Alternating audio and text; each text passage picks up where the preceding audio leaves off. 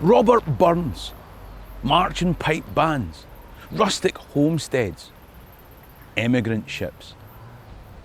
What's left of Scottish history? If you're interested in the people, places and events in Scottish history, then click the subscribe button at the bottom right of the screen. In the meantime, let me ask you a question. What does Scottish history mean to you? Is it something that you live, or a lapel badge that you wear? Does it even impact on your life? And what gives you the right to wear that badge? Do you cherry pick? Is your version the same as my version? And what was the high point of Scottish history and culture? Is your history really just modern politics? And what's left of Scottish history? If ever there was a video with an opportunity for you to air your views in the comment section, this is the one. I'm in Dunedin on New Zealand's South Island. It's the Edinburgh of the South, they say, with a statue of Burns, Princess Street, George Street, Hanover Street, Frederick Street. You might be forgiven for thinking you were in the new town as you walk past a Scottish shop selling tartan and clan badges and the likes. Their most celebrated museum tells the story of the settlers, Scots pioneers who were so desperate to set up a Presbyterian utopia that they left a country full of Presbyterians and crossed an ocean to a place where people ate Presbyterians. They were led by one Thomas Burns, the nephew of the bard whose statue decorates the town square. School children here are taught of their Scots heritage and the settlers who came and built Dunedin, that new Edinburgh of the South. The names and faces of their founders can be seen in this room, including Thomas Burns, who led them. They came in cramped ships laden with a cargo of hope. As they crossed the oceans, that cargo never spoiled, all the way from the original Edinburgh of the North to this new Edinburgh of the South. They settled and built humble dwellings like this. And as they built their new homes and lives in New Zealand, they brought with them the history, culture and values of Scotland. So little surprise that New Zealand's first university was in Dunedin, that the rugby team is called the Highlanders, they have annual Burn suppers and marching pipe bands. And to this day, some young men still get married in kilts, hired from the local Scottish shop. But these days, they do speak funny. And when I was in the Scottish shop, Erin, the lovely Kiwi Irish woman, pointed out a problem. There's no annual celebration of these founders this year. But it's worse than that. And they play cricket. In fact, Dunedin is the only place in the world that I've ever gone to watch a cricket match. You see, it wasn't just Scots who settled here, it's a melange. There were English as well. And of course, the place wasn't empty when we arrived. Now, over the last 150 years, others have come. Europeans, South Sea Islanders, Chinese. New Zealand has Chinese language TV stations. Whilst people will still be able to tell you about the Scottish foundation, layer upon layer has been laid on top.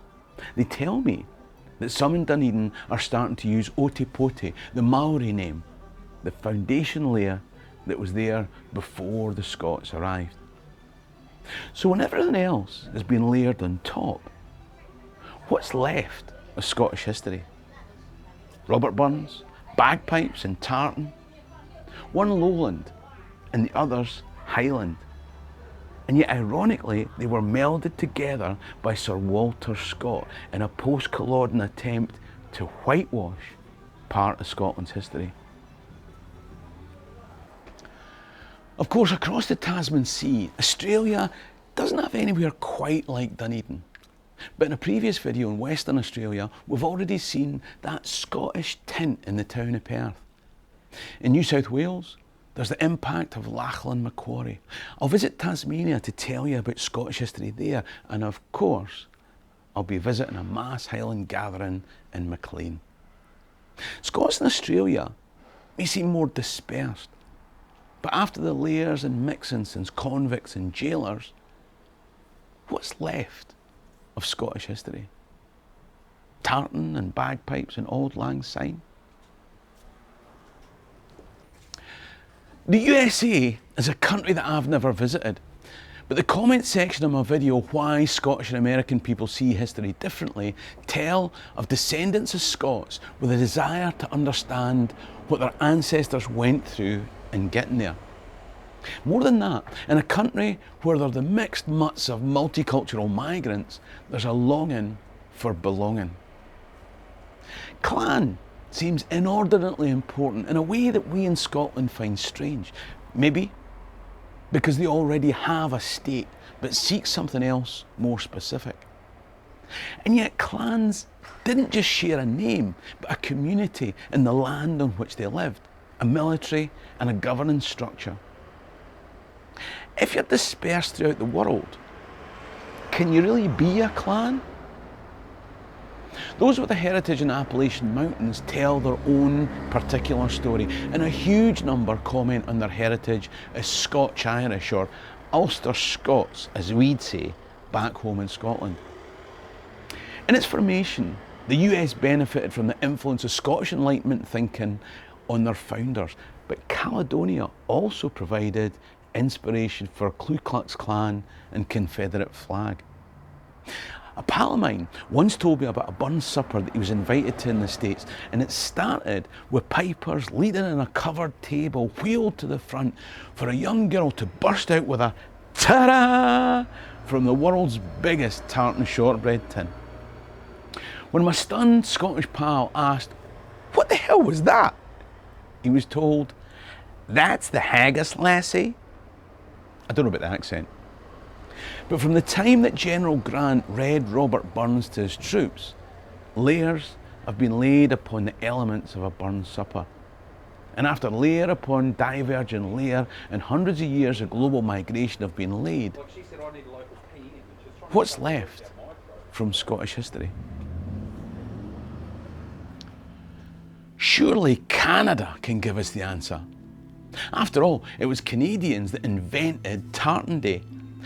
If I had £1 for every time somebody told me that the Canadians are more Scottish than the Scots, I'd invest it prudently along with a canny eye in expenses.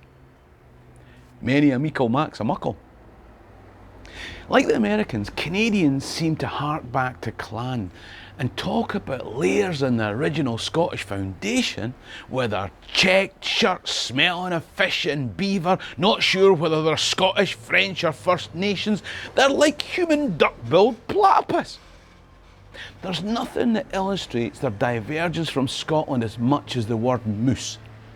A Scotsman hears moose and he sets a trap with cheese. A Canadian hears moose and he puts on a condom. I've never understood them. There are several videos on this channel about Canadian Scots, but layer after layer upon layer of Indigenous and Scots, Irish, English, French and others on top. What's left of Scottish history? Dunedin's Scottish shop reminds me of many in Edinburgh. Clan tartans and ties and brooches and kilt pins. And sometimes, all that seems left when people come in and identify their Scottish origin are ancestral names.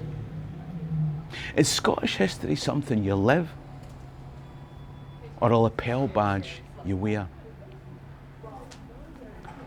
Folks in a multicultural new world look for a home and a history and an identity, and I can understand that. One of the things I often do as a Scottish tour guide is to take people to the locations that their ancestors belonged. Of course, since then, folks like me have been born, a Ghanaian Scot. Many others have come from Pakistan, India, Jew and Ukraine, as the Proclaimers song Scotland's Story mentions. Huge numbers have come from England. Even in my own lifetime, there have been many layers added. So folks are coming from a multicultural new world to the old country, which is itself now a multicultural world. You see, when clearance or hardship or criminal conviction or desire for opportunity beckoned, even for those who stayed, things changed. So how much should we preserve? What parts of it should we preserve? When I hear my kids, so much of the culture today comes back across the Atlantic or from the Antipodes. How many people in Scotland today use the Aussie expression, no worries? Hakuna Matata. So, after the layers are laid like cultural lasagna, what's left of Scottish history? Is it just tartan, burns and bagpipes? The Proclaimers and Chewing the Fat, Manran and Kevin Bridges? We bemoan tartan shortbread tin history, but that's often what folks click on. So what is our heritage that we share across the world? And what do we do to pass it on? At the start, I asked what was the high point of Scottish history. It seems to me that it might have been the court of James IV. And yes, there were black folks at his court too, you know. High Scots literature and a king who spoke Gaelic as well as Scots.